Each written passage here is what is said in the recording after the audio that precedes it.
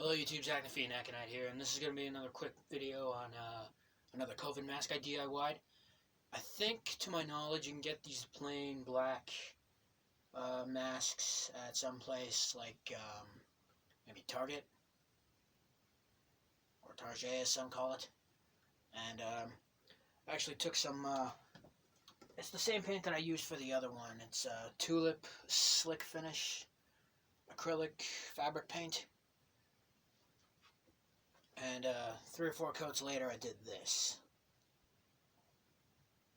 It's a skeletal hand over the mouth and nose, which, yeah, it pisses me off when people are wearing their, like, that over just the mouth. Don't do that. But, yeah, as much as I'd like to take credit for this idea, this isn't actually something that I just thought up, pulled out of my ass or anything.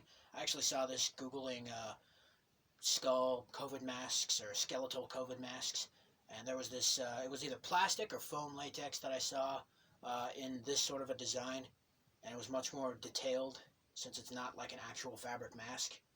But yeah, no, this is the result of what you do if it's on fabric, and I think I like this a little better, but not initially my idea. So if you know who did that, and if you yourself are watching this, then please, by all means, leave it below.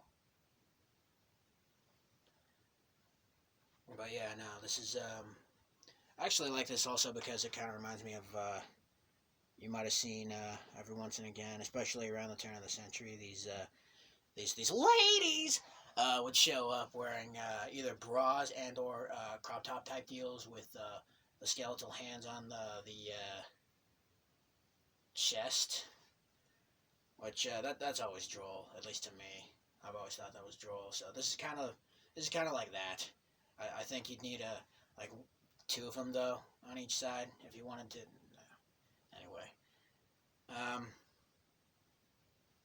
that's all I really wanted to say about that. This is a fun little. I did it freehand though. If you want, it might be a little easier if you sketch it out beforehand like I did. Just in case you screw up. I did this freehand though, so... Yeah, I did this freehand though, so I guess practice makes perfect. Get a good brush. Get some practice going. You'll be able to do it by hand as well.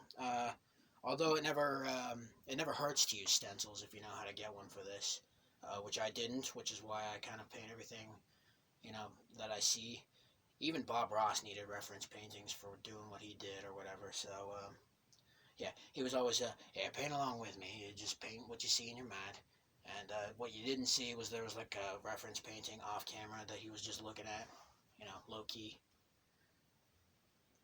Except for maybe season 2. What was it? Somebody stole his paintings? And then that was all done out of his head? I don't know. Painting by hand is no easy task, but, if anyone who knows me, it's not difficult once you get some practice in. So, yeah, that's all that needs to be said. Hopefully, you can still hear me. If you like, please like. Feel free to share obscure little thoughts in the comments below, as well as to share the video itself. Subscribe if you wish to see more. Don't forget to hit the bell if you do. And as always, thank you so very much for watching. I love you all. And you probably can't understand a word I'm saying right now.